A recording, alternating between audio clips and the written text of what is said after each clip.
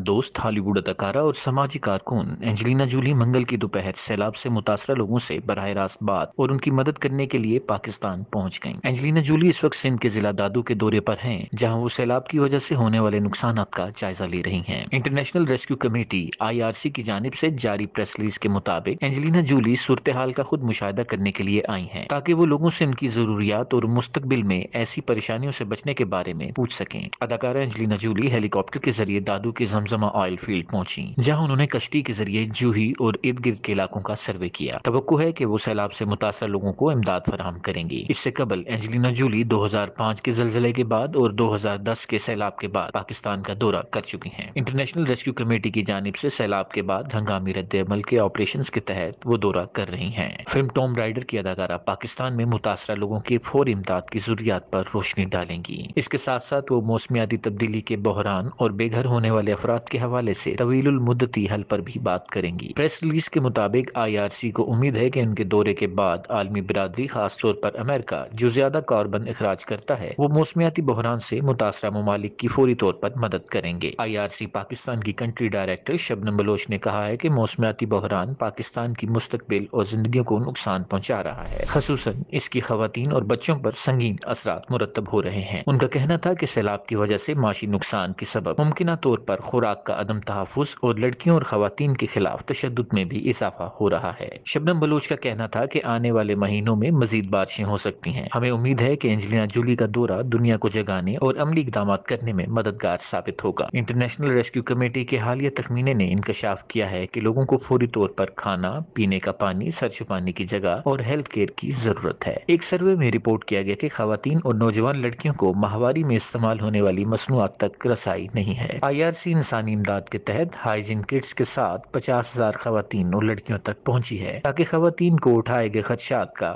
حل کیا جا سکے۔